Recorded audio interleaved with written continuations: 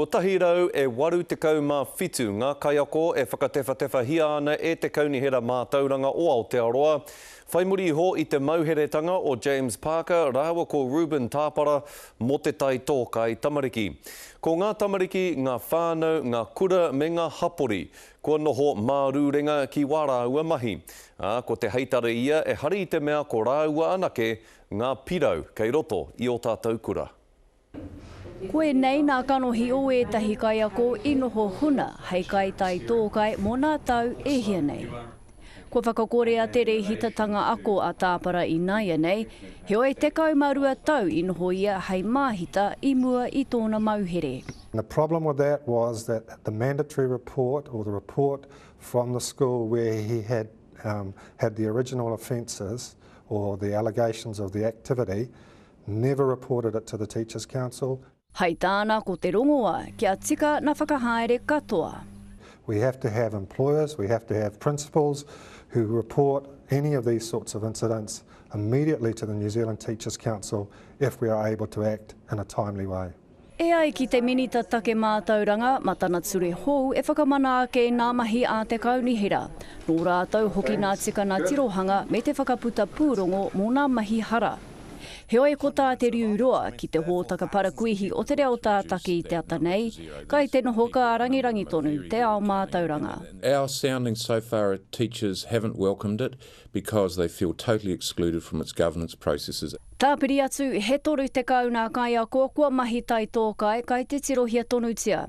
He ko tahirau urima te kaumā ono kua hara mona mahi pēnei i te kai whakapō wauwau, tarukino rānei, te waipiro me te mahi tūkino. There's a percentage of over 100,000. It's not a particularly big number, but nevertheless, for every one case, there's a story, and we need to unpack that. Ka re kore ko te whāinga nui kia heke wera whika ki te kore. I nā te pātai, no tēnei ture hou te mana ki te whakaatu i te hongahara e noho huna ana i mua i tō rātou mahi. Te ata Melbourne, te karere.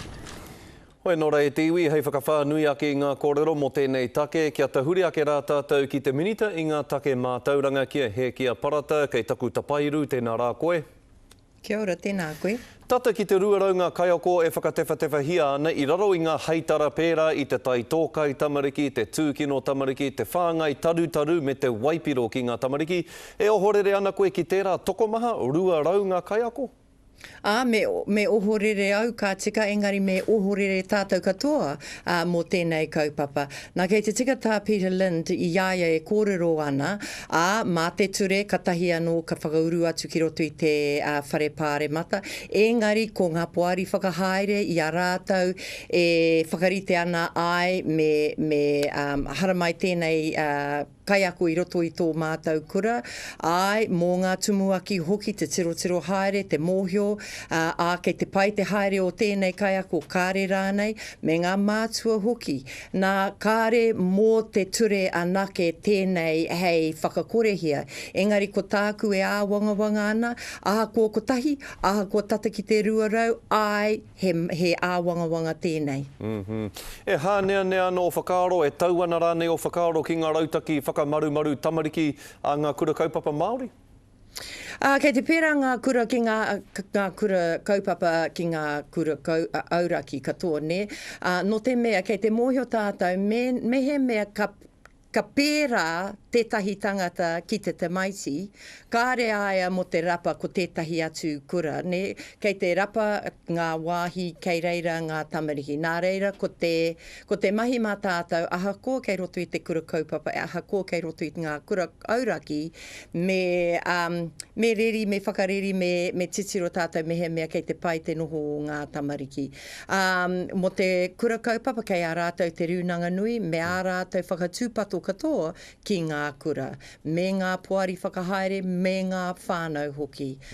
Kei te katoa tēnei mahi, hei tiaki pai ngā tamariki.